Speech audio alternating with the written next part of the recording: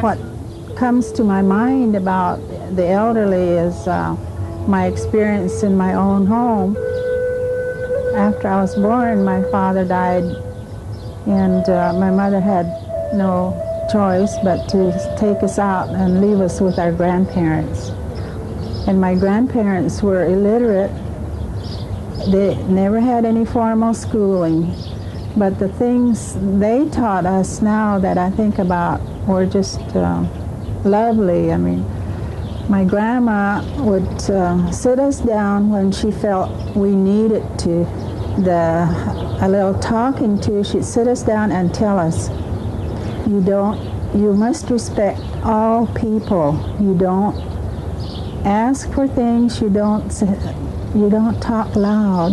When people are here, you are to be quiet and you are to listen. And she just told us what we should do and what not to do. And we just really love our grandparents.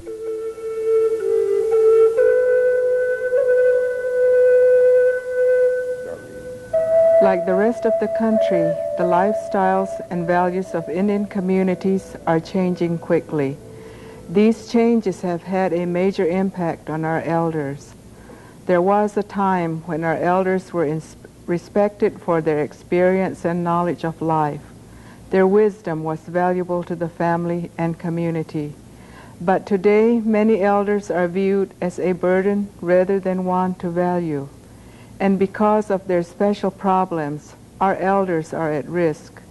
They are often the victims of exploitation, neglect, and even physical abuse. In the next few minutes, we will examine the problem of elder abuse. We will hear some comments from two of our elders and look at some situations which are common in Arizona Indian communities.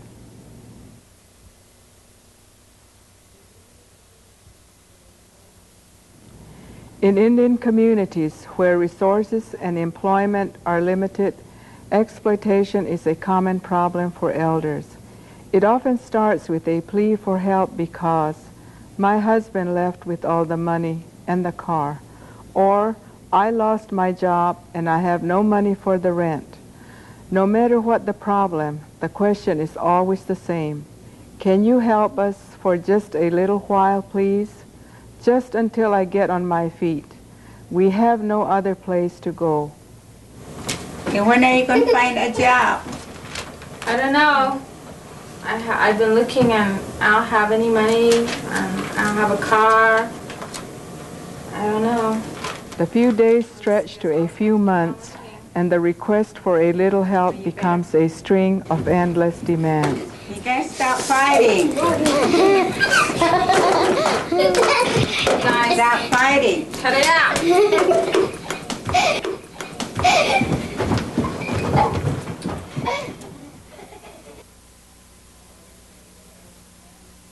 I need money to buy food for the children. I need your car to go look for a job. I'm going to be out late. You need to fix dinner for the kids.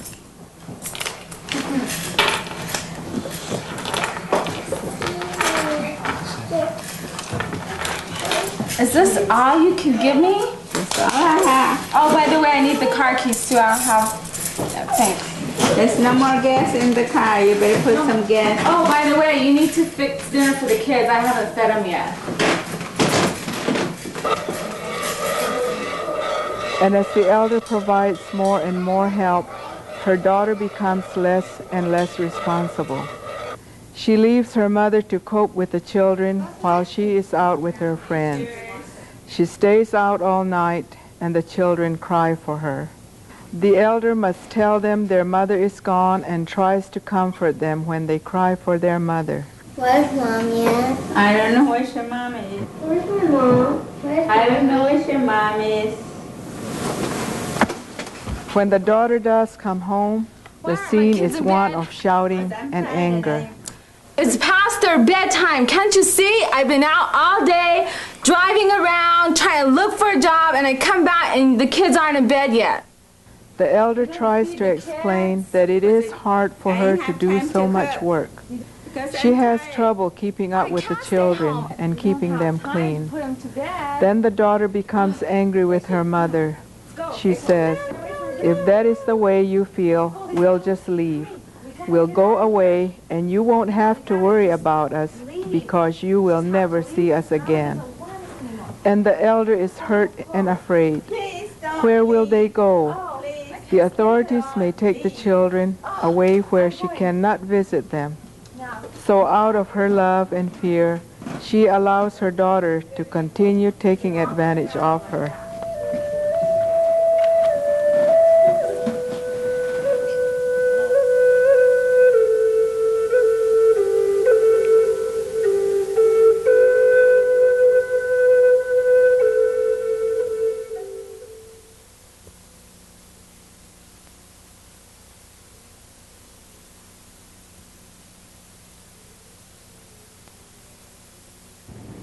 Today, people live longer than they used to, and one marriage partner often outlives the other. When this happens, many elderly people are lost without the companionship and support of their lifetime partners. Another problem is the lack of suitable housing. Many homes in Indian communities do not have indoor plumbing or electricity, and some are so poorly constructed or insulated that they are dangerous to the health of elders. Realizing this, most Indian communities have identified housing for the elderly as a top priority. The construction of special housing projects has solved this problem, but many times there is no housing for younger families. They often move in with the elder to get adequate housing for themselves and to provide assistance for the elder. But even with the best of intentions, relatives may not be able to provide for the most important human need of all, companionship and a sense of self-worth.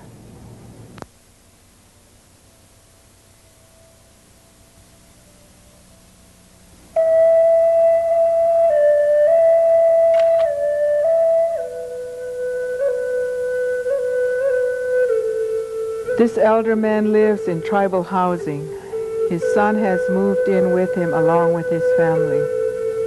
He has a nice, clean place to live, his family to help him, and plenty of food to eat. But he is lonely and isolated from his friends. He used to live very close to the church, and that was the main focus of his social life. He saw his friends at the services and the social dinners. He was a part of the community. Hey, I brought you your food. It's your favorite. See, mashed potatoes, chicken, and a roll. Come on, eat something, okay? But tribal housing is far away from the church, and his family does not always have time to take him there. Tonight, he is worrying about going to church. He missed the morning service because his grandson was fixing the car.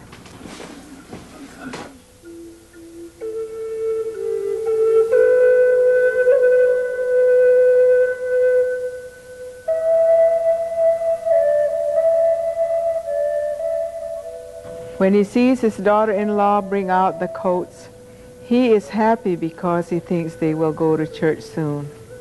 He tries to ask her about it, but she says she must turn down the fire or the beans will burn, and she runs back to the kitchen. His granddaughter comes in and asks to change the channel on the television.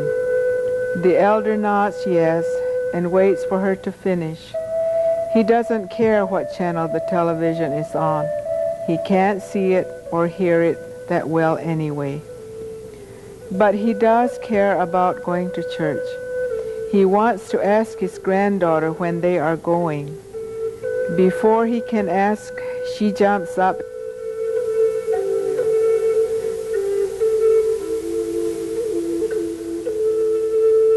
His youngest granddaughter now comes into the room. He asks her. She always listens to him. She shows him her clothes and says, they are going to a party at her aunt's house. His daughter-in-law comes into the room and tells his granddaughter to go wash her face and hands quickly. They are late.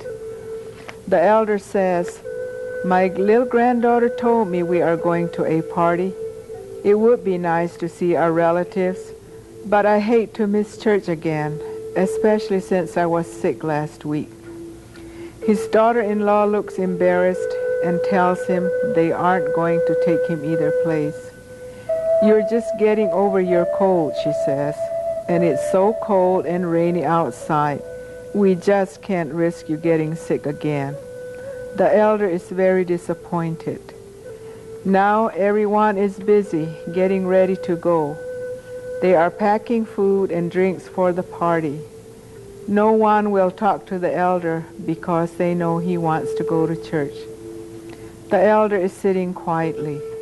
As he sits there, he thinks to himself that it is difficult to enjoy food when no one ever eats with you. And talking is not much fun when no one listens. And there is little pleasure in life when no one shares their joys and sorrows with you.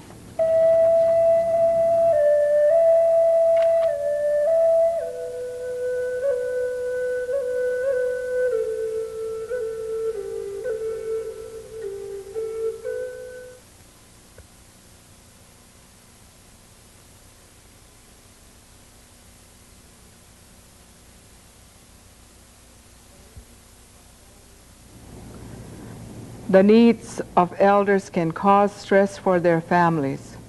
The responsibility of providing care for an elder can be difficult in a household where there is little money. And other family problems. In many cases, the task of caring for an elder falls on one person. When that caretaker is overburdened with problems, the stress may lead to verbal or even physical abuse of the elder. Okay, what do you guys think is going to happen today? You think it's going to rain? Probably. Think so? This woman is the only wage earner in her home. She has to provide an income for the needs of her children, keep house, and care for her mother. She has many other problems. Her husband drinks too much. He left with his friends on Saturday night and has not come back with the car. She was late getting to work several times last week, and her supervisor told her she would be fired if it happened again. On this Monday morning, she is preparing breakfast and trying to get ready for work early, in case she has to get a ride from her neighbor. The elder is worried too. She knows that her daughter is upset because of her husband. She has tried to tell her several times that she will need a ride to the senior center today. But her daughter is so worried about other problems that she did not hear. The elder tries to help her daughter, but sometimes it just doesn't work out. She burns her hand and causes even more work for her daughter. What are you doing? I burned my hand. The spoon was hot over here. Turn the cold water on.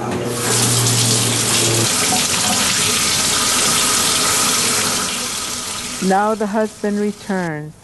He is looking sloppy and tired because of his weekend of drinking. Everyone becomes quiet, waiting to see how he is going to act. The elder is afraid of him. He doesn't have a job and he stays home all day and drinks. When he sees her looking at him, he yells at her asking, "What are you looking at?" What are you looking at? Nothing.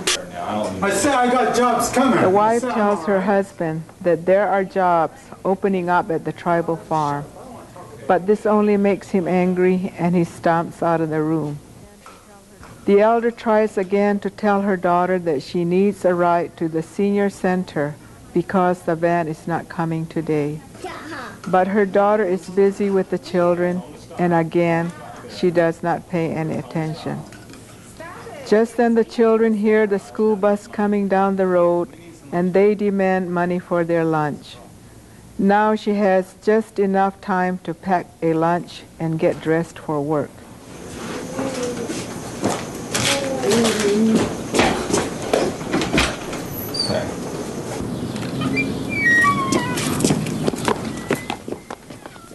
When the woman comes back dressed for work, her husband comes in and demands money. When she gives him the small amount she has left, he says it is not enough for anything and leaves. The woman looks at the clock and realizes that she is very late, so she starts to leave for work. But now, on top of everything else, her mother tells her she must have a ride to the Senior Citizen Center. "Why didn't you tell me?" she asks. "I can't do it or I'll lose my job." But the elder is scared to stay alone in the house with her son-in-law, and she is desperate. She grabs her daughter's arm and holds on, saying, "You have to take me. I don't want to stay here." And the woman, so worried about losing her job and burdened with the weight of stress and responsibilities, explodes at her mother. She screams at her, saying she can't take it anymore. And when the elder doesn't let go of her arm, she almost strikes her. Fortunately, this woman was able to control herself, to stop after her angry outburst at her mother. But often when caretakers are under extreme stress, the verbal abuse develops into physical abuse.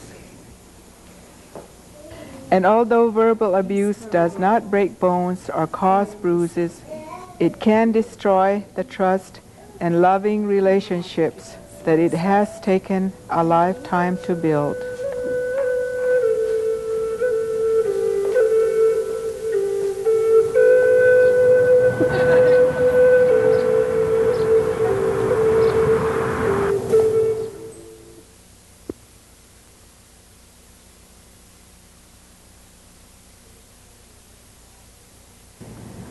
Physical abuse is one of the most shocking problems that our elders have today. Even more shocking is that fact that in most cases the injuries are not inflicted by outsiders but by family or tribal members. The isolation and poor health of elders make them prime targets for theft and violence. And the prevalence of alcohol and drug abuse in Indian communities often leads to physical violence.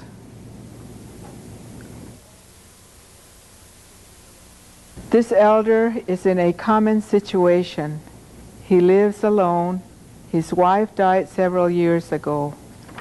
And although his vision and hearing are not as good as they used to be, he is able to manage on his own. He has heard many stories of theft and physical abuse against elders. So when someone knocks at the door, he looks through the window to see who it is. It is his grandson with some friends, so he opens the door. Come on in.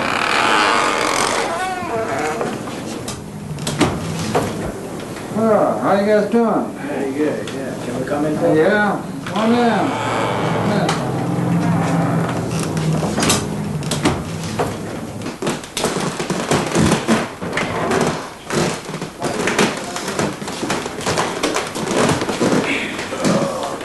They talk about the family, and then his grandson asks him for money.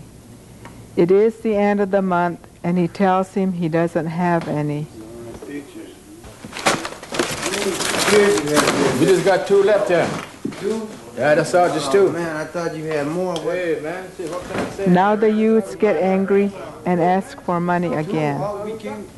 Hey, maybe he's got some money. We came down over to get some money. You don't have... The elder is getting scared because he realizes that they are drunk. He doesn't like the way his grandson's friends are prowling around the house, looking at the baskets his wife used to make. The youths are out of beer now, and they get violent.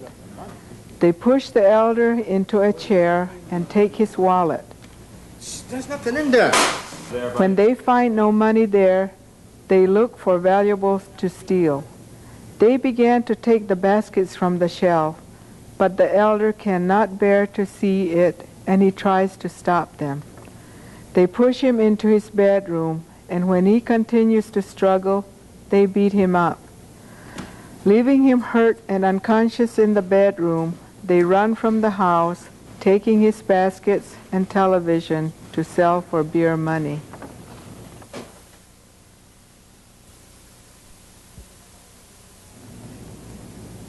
The problem we have shown you exists in our communities. We hope that you will think about them and discuss them in your own community. Here are some things you could talk about. Is there elder abuse in my community? What community resources are available to help elders who are abused? And the most important question is, what can I do to help? Solutions can only be found through the involvement of you and your neighbors. In fact, some Indian communities and other states have started programs that deal with elder abuse, neglect, and exploitation. Most successful programs start in the same way, one step at a time. Change does not occur overnight, but working together, we can make a difference.